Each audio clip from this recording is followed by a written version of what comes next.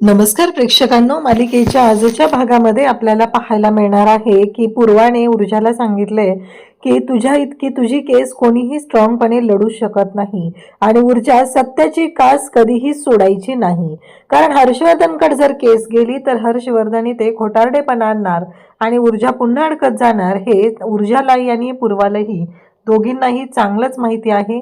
त्यामुळं पूर्वाने आता स्पष्टपणे सांगितलेलं असतं ऊर्जाने जो निर्णय घेतलेला आहे त्या निर्णयाचा ऊर्जाच्या निर्णयाचा पूर्वाने आदर केलाय आणि सांगितलंय की आईचा आशीर्वाद तुझ्या पाठीशी आहे, तुला काळजी करायची गरज नाही असं सुद्धा सांगितलेलं असतं. आता मात्र पूर्वाला खरं तर बरं वाटतं की या सगळ्या गोष्टींच्या मागे नक्की काय आहे ते शोधणं गरजेचं होतं आणि ऊर्जा नक्की त्या गोष्टी शोधणार आहे. कारण माझी मुलगी ही सत्याची साथ देणारी आहे, ती सत्याच्याच मार्गाने चालणार हे पूर्वाला चांगलंच माहिती आहे.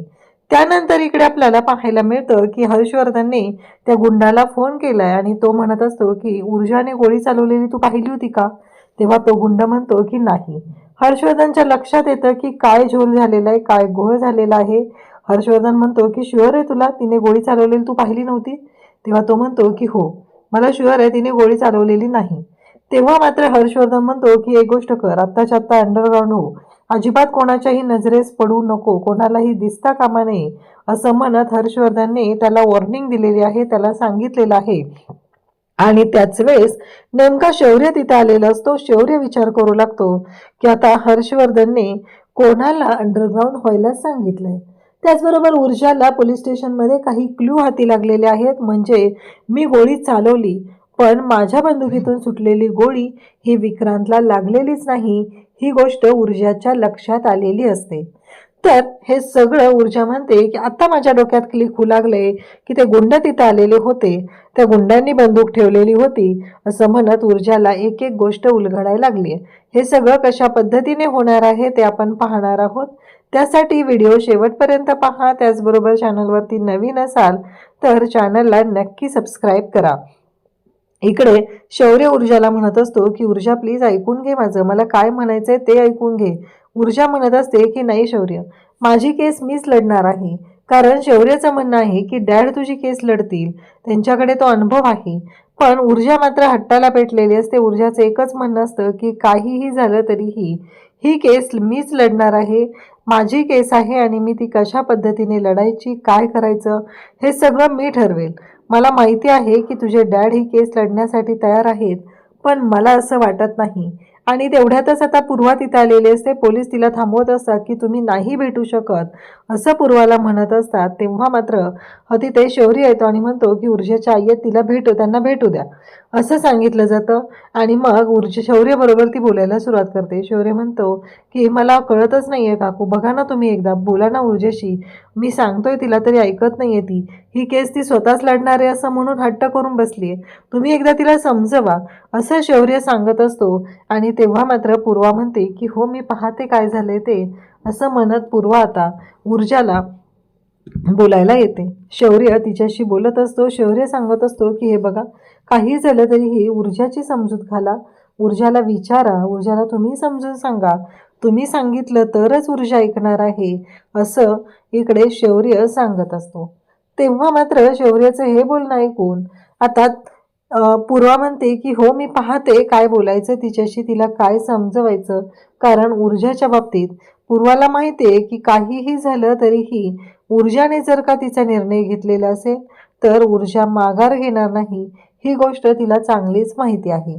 तर इकडे विजयाची एक वेगळीच नाटकं सुरू झालीत. विजयाला फक्त एवढंच माहिती आहे की काही झालं तरीही या ऊर्जाला दोष देत राहायचं, कारण तेच ती चांगलं करू शकते.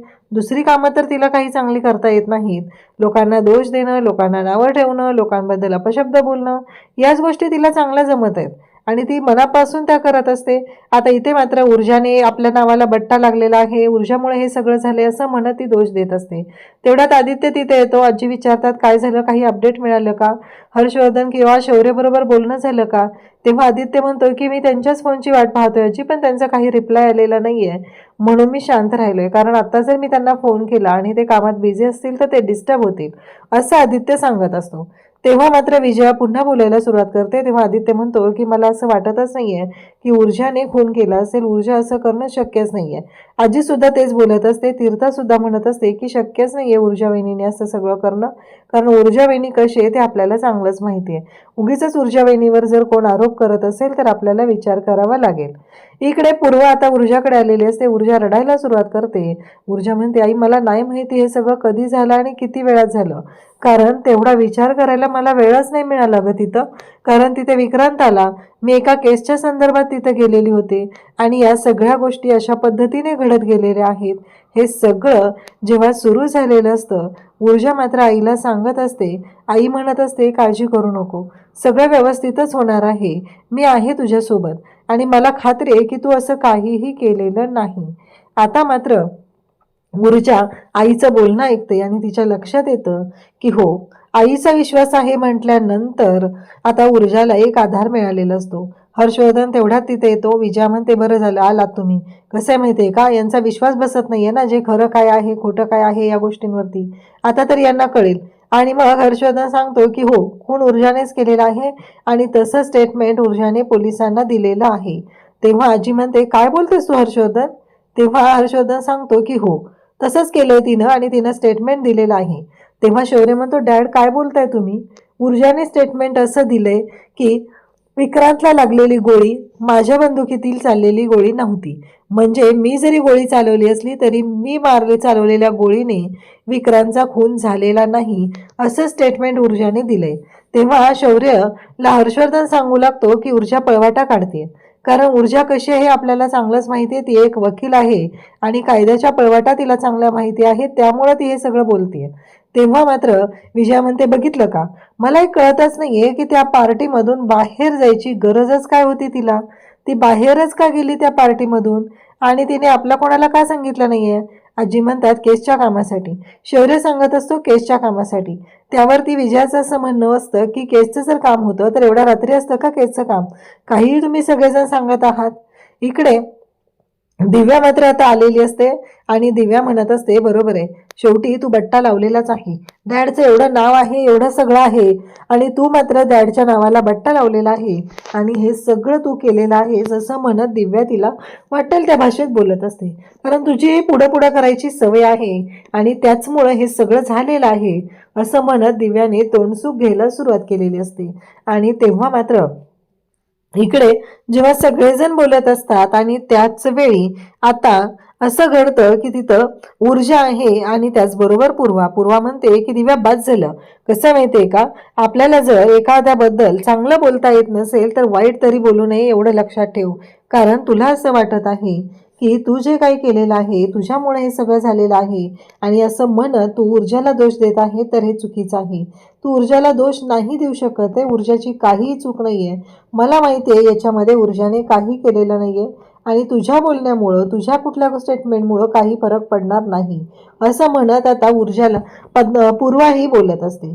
त्याच वेळी आता तिथे तीर्था म्हणते की मला खात्री आहे ऊर्जा वहिनीने असं करणं शक्यच नाहीये, पण जर का तुम्हाला सगळ्यांना वाटत असेल की ऊर्जा वहिनीने असं केलेलं आहे तर मला अभिमान आहे की ऊर्जा वहिनीने त्या विक्रांतसारख्या नराधमाला संपवलेला आहे आणि माझ्यासारख्या कितीतरी मुलींना न्याय मिळवून दिलेला आहे असं सगळ्यांच्या समोर आता ती बोलायला सुरुवात करते. तेव्हा मात्र हर्षवर्धन तिथं बसलेला असतो आणि मग इकडे सगळेजण सांगत होते की ऊर्जाने असं करणं शक्य नाहीये, ऊर्जाने असं करणं शक्य नाहीये, या गोष्टी चाललेल्या होत्या. पण तेव्हाच हर्षवर्धन तिथे बसलेला असतो. आदित्य म्हणत असतो की डॅड तुम्ही काही काय बोलताय, ऊर्जाने स्टेटमेंट काय दिलंय याचा विचार आपल्याला करायलाच पाहिजे. असं ऊर्जाने करणं शक्य नाहीये. शौर्य त्याचबरोबर आम्हाला सगळ्यांना वाटतंय की ऊर्जा कोणाचा खून करू शकणार नाही.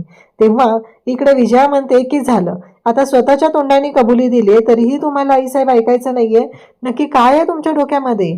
तेव्हा मात्र हर्षवर्धन म्हणत असतो की हे सगळं जरी तिने स्वतःच्या तोंडाने कबूल केलेलं असलं तरीही महत्त्वाची गोष्ट आहे ती म्हणजे मी तिला या सगळ्यातून बाहेर काढण्यासाठी खूप प्रयत्न करत होतो.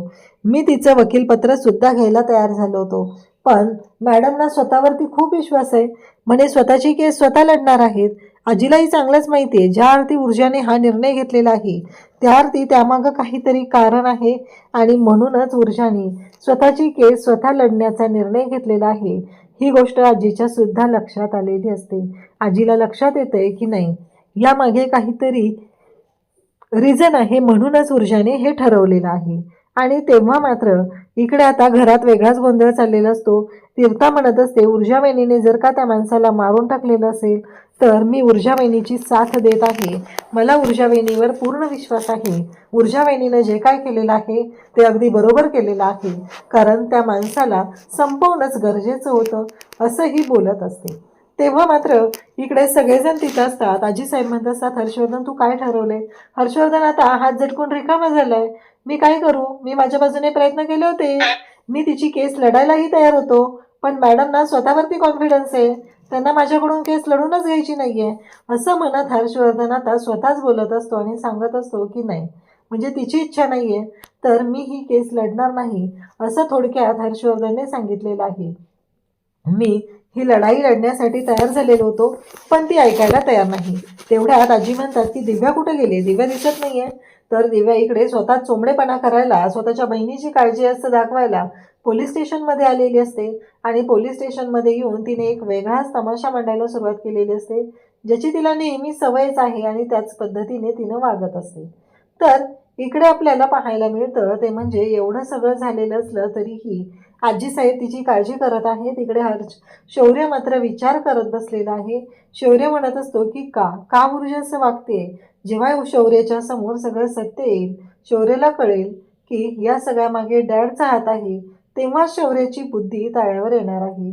तोपर्यंत शौर्याला काही समजणार नाहीये की हे सगळं करणारी जी व्यक्ती आहे ती ती व्यक्ती म्हणजे हर्षवर्धन आहे. हे शौर्याला जेव्हा कळेल तेव्हा त्याच्या पायाखालची जमीन सरकलेली असणार आहे. इकडे आजीसाहेब तिथं आलेले असतात. आजीसाहेब म्हणत असतात की हे घे शौर्य, पाणी घे, असं म्हणत त्यांनी शौर्याला पाणी दिलेलं असतं. शौर्य पाणी घेतो तेव्हा आजीसाहेब त्याला म्हणत असतात की शौर्य, मला कळत नाहीये की हे सगळं काय होऊन बसलंय, पण ऊर्जाने एकदा ठरवलंय ना, ऊर्जा म्हणते ना की ह्या गोष्टी तिने ज्या पद्धतीने ठरवलेल्या होत्या त्या पद्धतीने घडत आहेत. तर मला मात्र खात्री आहे की या सगळ्यामागे जी व्यक्ती आहे ती व्यक्ती आपल्याला शोधून काढायची आहे. या सगळ्यामागे जे कोण आहे त्याला आपल्याला शोधून काढायचं आहे आणि त्या व्यक्तीच्या बाबतीत आपल्याला निर्णय घ्यावाच लागणार आहे, असं इकडे आजीसाहेब सांगत असतात. तेव्हा मात्र त्या म्हणतात की जा तू ऊर्जाकडे जा, ऊर्जासोबत थांब. तेव्हा तो म्हणतो मी तिला म्हटलं होतं पण तिनं ऐकायला तयार नाहीये. आजी म्हणते की तू जा तिथे थांब तिच्यासोबत. जेव्हा तू तिच्यासोबत असेल, आपलं मन जेव्हा अशा वेळी आपल्यासोबत असतं तेव्हा मात्र एक आधार वाटतो, असं म्हणत आजीसाहेबांनी इकडे आता शौर्याला ऊर्जाकडे जायला सांगितलंय. तेव्हा शौर्य म्हणत असतो की मी एक काम करतो, मी पहिलं डॅडला भेटतो, डॅडशी डिस्कस करतो आणि मग निघतो. बिचारा निर्मळ मनाचा शौर्य, त्याच्या मनात जराही शंका येत नाहीये की त्याचा डॅड काय करू शकतोय, तो कोणत्या थराला जाऊ शकतो, याबद्दल त्याच्या मनात जराही शंका नाहीये. जराही त्याला वाटत नाहीये की डॅडच्या या सगळ्या वागण्यामुळे काय होणार आहे, या गोष्टींबद्दल त्याला जराही शंका नसते. आणि मग तो आजीला सांगतो की हो ऊर्जाला मी वचन दिलंय, मी तिची साथ कधीच सोडणार नाही, कारण मला खात्री आहे की ऊर्जाने असं करणं शक्यच नाहीये, एवढी मला खात्री आहे, असं म्हणत इकडे शौर्य मात्र बोलत असतो. आणि त्याच वेळी इकडे पाहायला मिळतं ते म्हणजे ऊर्जा आणि त्याचबरोबर पूर्वा. आता ऊर्जाने पूर्वाला सांगितलेलं असतं की आई मी माझी केस लढणार आहे मी, कारण मला माहिती आहे की ही केस कशा पद्धतीची आहे. तेव्हा पूर्वा तिला सांगते की हे बघ ऊर्जा, माझा तुझ्यावर पूर्ण विश्वास आहे, मला खात्री आहे की ही केस तूच लढावीस आणि तुझ्यासारखं ही केस एवढी चांगली कोणीच लढू शकणार नाही, तो हर्षवर्धन तर मुळीच नाही, एवढं लक्षात ठेव.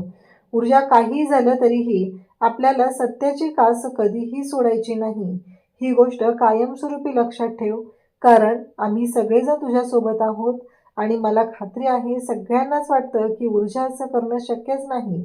त्याचवेळी इकडे शौर्य आजीला सांगत असतो की आजी तुला माहिती आहे का, आजही लोक पोलीस स्टेशनला आले होते आणि ऊर्जा दोषी नाही असं सांगत होते, पण घरातलीच लोक ऊर्जाला दोषी समजून रिकामी झालेली आहेत. तर इकडे पूर्वा सांगते की ठीक आहे, आता उद्या कोर्टात केस स्टँड होईल, मी कोर्टात येईल तेव्हा पूर्वाला ऊर्जा सांगत असते की आई तू कोर्टात नको येऊ, कारण तू जर माझ्यासमोर असेल तर मी खूपच वीक पडू शकते. तो माझा वीक पॉईंट आहे. त्यामुळं मला असं वाटतंय की तू कोर्टात नको यायला. तू देवाकडे प्रार्थना कर आणि माझ्यासाठी प्रार्थना कर, हे सांगितलं जात असतं. आणि तेव्हा मात्र ऊर्जाने आता सांगितलेलं आहे की तू प्रार्थना कर. तेव्हा इकडे पूर्वा म्हणते की हो चालेल आणि काळजी करू नको. जिच्या पाठीशी आईचा आशीर्वाद आहे त्यांना कधीच कुठल्या गोष्टीची कमी पडत नाही, असं म्हणत पूर्वाने इकडे ऊर्जाला आधार दिलेला असतो आणि दिव्याची तर चांगलीच वाट लावलेली असते. तर इकडे आपल्याला पाहायला मिळतं की जेव्हा या सगळ्या गोष्टी घडत आहेत तेव्हा मात्र पाहायला मिळतं ते म्हणजेच की ऊर्जा विचार करू लागते की नक्की ती गोळी कुठून लागली, नक्की काय झालं होतं, क्राईम लोकेशनला काय घडलं होतं. या सगळ्या गोष्टींचा विचार आता ऊर्जा करत असते आणि त्याचबरोबर तिला जाणवत असतं की नाही कुठेतरी काहीतरी चुकतंय, ही गोष्ट तिच्या लक्षात येत असते. आणि तेव्हा तिला लक्षात येतं की नाही, मी ट्रिगर दाबला होता पण विक्रांत शिर्के जो मेलेला आहे तो माझ्या गोळीने नाही, मी चालवलेल्या बंदुकीतल्या गोळीने नाही, तर तो वेगळ्याच गोष्टीने तिथे गेलेला आहे. त्याला दुसरंच कोणीतरी गोळी झाडलेली आहे. ही गोष्ट आता इकडे ऊर्जाच्या लक्षात आलेली असते. हर्षवर्धनने त्या गुंडाला फोन केलेला असतो. हर्षवर्धन म्हणत असतो की त्याला गोळी ऊर्जाने झाडलेली तू पाहिली आहे का? तेव्हा तो गुंड म्हणत असतो की नाही, मी नाही पाहिलेली. तेव्हा हर्षवर्धन म्हणतो की आता अंडरग्राऊंड व्हायचं. मी जोपर्यंत सांगत नाही तोपर्यंत बाहेर यायचं नाही, अंडरग्राऊंड व्हायचं, असं सांगितलं जात असतं. तेव्हा मात्र इकडे पाहायला मिळतं की एवढं सगळं झालेलं असून सुद्धा या सगळ्या गोष्टी विचित्र पद्धतीने चाललेल्या असतात. आणि इकडे तेवढ्यातच शौर्य तिथे येतो आणि शौर्याच्या कानावरती ह्या गोष्टी पडतात. शौर्याला सुद्धा धक्का बसतो की हे सगळं काय घडतंय आणि हे असं का चालू आहे, डॅड कोणाशी बोलतायत, असे अनेक प्रश्न आता शौर्याला पडलेले असतात. आणि शौर्य मात्र हर्षवर्धनकडे पाहत राहतो आणि इकडे शौर्याला ही गोष्ट कळली की काय, या भीतीने हर्षवर्धनचा थरकाप उडालेला असतो. तर अशाच अपडेटसाठी चॅनलशी कनेक्ट राहा. थँक्यू.